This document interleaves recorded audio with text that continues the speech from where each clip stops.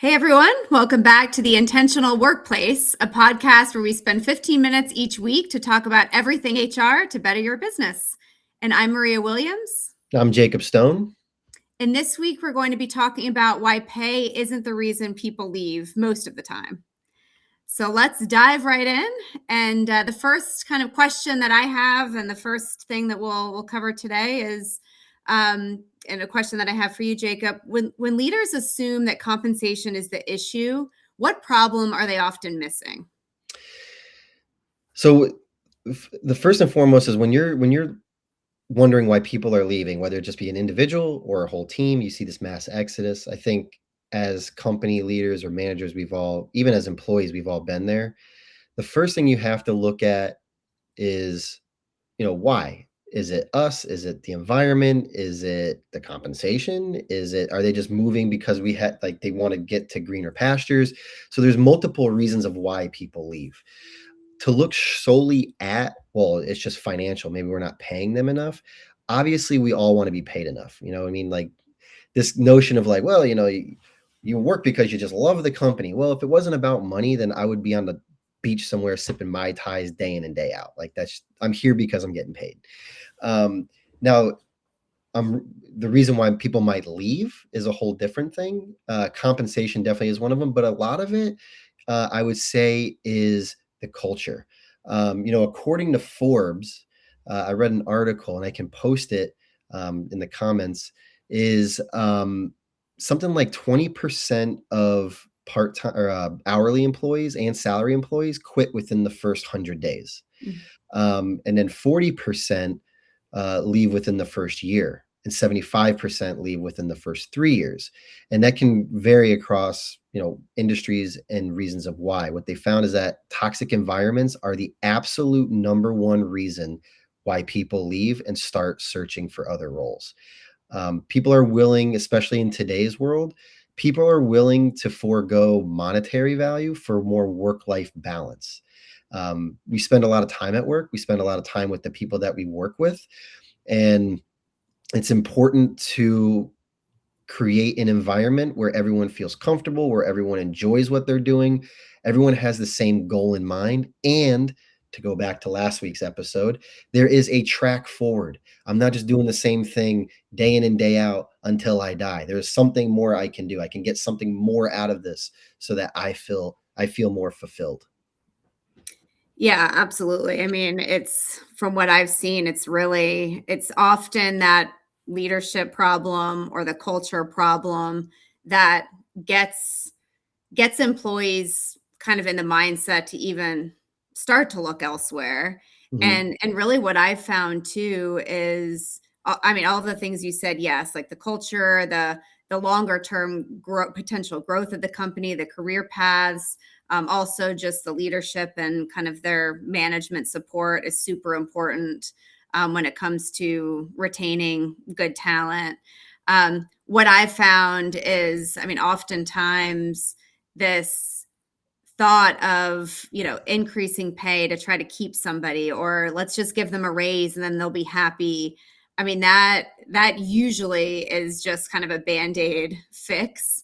It makes it Uh, superficial, yeah, right? exactly. It's like, if you were willing to pay this before, why wouldn't you do that now? And now you know, I feel like I'm selling my soul. Like I'm Yeah. cheap, and there's something else. You're not hitting the underlying issue. Exactly. Yeah, that's right. And often, I mean, like you said, I mean, pay is important to all of us. I mean, Mhm. that's definitely a component to why we're all working. I mean, that's part of it for sure. But you're right. I mean, that superficial element, I mean, it's clearly not just about that. And I've found, and from my own personal experience too, like if you're feeling fulfilled in a role and you feel like you have purpose at a company and you're surrounded by people that are lifting you up and supporting you and all of those things, like pay really does, for at least personally for me, pay often does kind of come secondary. Like a lot of if I feel like I can support myself and all of those Oh, things, of sure. course. But Yeah. then it's like, if if you feel that you're going to work, you're doing the thing that you feel like you're connected to the company, all like that's often more important than pay. So And um, the other thing I want to address too, because I know that like some people that are listening to this are going, I would pay more if I could. I'm strapped to a budget. So like, what do I do with that? And with clients I've worked with and ones that have successfully navigated this hurdle, the other part of that is how do you get creative with that work-life balance?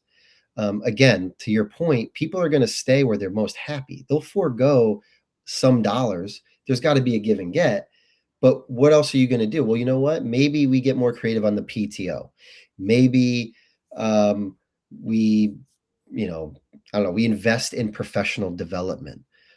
You can get creative on some of the benefits and perks to what you can offer your employees. So that way that they see that maybe we're not there yet. We don't have the capital to do that yet, but we need you here. We want you here. So we want to better yourself and make it a more pleasurable experience, if you will, and show you that we do value you. So there are ways to get creative around that compensation part of it so people aren't starting to leave. For sure. And that ties into the manager point too. And the importance of strong management capabilities is really understanding your team members and what motivates them and what drives them. And, what is important for some, like that monetary component is huge. And that is the most important thing. And as a manager, knowing that is important versus somebody else on the team that really might be more driven by that balance and all these other things, and being able to really understand what motivates is really important. So So how are you going to like this callback? Ready? I'm going to go back to like a couple episodes ago. It goes back to when you're looking to promote people for management roles. These are one of the things of how are they going to be able to handle this type of obstacle. So again, it's not just always about leading, right? It's always about, well, how are you going to, when it all hits the fan, when something bad happens, there's an obstacle in the way, there's a bottleneck issue, the environment or culture has changed, and we need to figure out how to keep our employees engaged. Is that leader, that person that you decided to promote, how are they going to navigate that? And if it can't be through compensation, how are they going to be able to do it, culturally or get creative? So it's as if we're all tying it back together. That's right. All of these topics are intertwined for sure. And one example too that I have just around pay is I was in an organization where we were having issues with turnover in a sales organization, and kind of the easy excuse, if you could call it an excuse, is everybody's leaving because we're not competitive, in the market with our pay. Right. And in the exit interviews, and we could talk about exit interviews a little bit too, the reasons were always better opportunity. And, the leaders were quick to say, well, we're not paying our sellers, enough. So they're leaving, and, they're leaving for better pay to go somewhere else. And what I found, and that's just one example, but I mean, we see it all the time. What I found is that is often an easy excuse for an organization to use when they're having high turnover versus really diving into why that is. Why were those people looking in the first place? Why, what is happening with the leader in that organization to create a certain environment? What are some of these other factors and all the things that we talked about before? I see pay and people leaving for more pay often as an excuse. Maybe that's a factor, but that's not usually the factor of why somebody's starting to look outside of the organization. So Right. Unless it's just like what they're getting paid is just laughably under market value, then that's a whole different animal. The other part of it too, because you mentioned sales organizations, bonus structures, if you can that also pays, if maybe we can't give you a salary increase, but we do performance bonuses, or we offer revenue sharing or something like that, but yes, I think that's, there's always something that triggers it of this isn't the company for me. So I think I'm just going to put some feelers out there, That's and then right. all of a sudden it turns into, yep, I'm done with this. This place stinks. I'm going for more money because this, blah, blah, blah.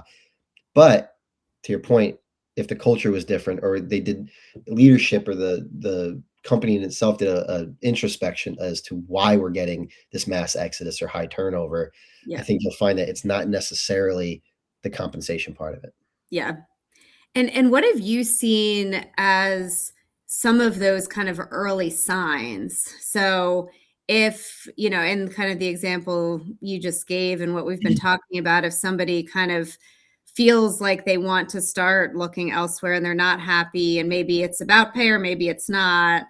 But what are some of those early warning signs that maybe someone is not satisfied with the work itself and they're starting to kind of look elsewhere? So it's kind of like I always draw the parallel to like a relationship. It's Mhm. with your partner, or whatever. When you know that there's a disconnect there, they seem to get distant. They pull back. They're not trying as hard. They might reschedule a lot of things. In today's remote world, it's a little more difficult to see those signs. It used to be, well, they're calling out sick a lot, or they got to leave early, or they got a this like the third dentist appointment they've had in 2 months, that kind of thing.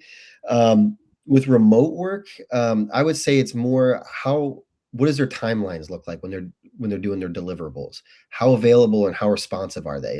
Are they getting a little less responsive? Is their quality of work kind of going down? Like it's good. They're doing enough to get by, but they're not going above and beyond like they generally do. And that's the time to really start having those conversations, and not accusatory, not like, hey, what the hell's going on? But hey, how are you doing? Let's do a self-check. What's going Yeah. on? What can we do better? What am I Yeah. doing wrong as a leader? And I say, what am I doing wrong? I think that's where's the disconnect? What can I be Mhm. doing better? The employee engagement part of it is a big factor. Yes. Yeah, absolutely. And also for top performers, especially for people that you're that are usually like raising their hand to do extra projects or raising their hand to help with something else, and really usually taking on a lot more. That for me, and I've had this on my team too, when somebody kind of stops doing that and is just kind of like you said, kind of doing the getting the work done and doing the day to day, but not going above and beyond. If they usually do that, that is a pretty clear sign. Yeah. um and that's often a sign, I mean, that it's not necessarily about pay. If they haven't brought up anything about pay in the past, it's more just, they're kind of disassociating a little bit, or kind of doing getting the work done, but not going the extra mile. If they used to do that, Yeah. that's a good big I warning think I sign. think the pay thing is pretty, if someone's not getting paid enough, I think that's generally they're pretty vocal about that, whether Yeah, it's directly to the manager, or you kind of hear it through the grapevine in the office gossip anyway. It's a well-known thing. That is not something that you can hide very well. that's right. Um, so And often they'll be specific about it. Like they'll yes. they'll raise that as a specific concern, and maybe even provide some information about why. And if things are if they're more vague about kind of some, or just you're just seeing the signs, then that's likely not about pay.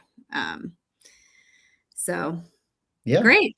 Well, as always, we could talk forever about this topic. So, Forever. and it's very intertwined with some of the others. So we'll definitely come back to it at some point. And but for now, we'll sign off for this topic. And please join us next week, and continue to join us. And we'll spend 15 minutes weekly on various topics. So thanks for joining us today.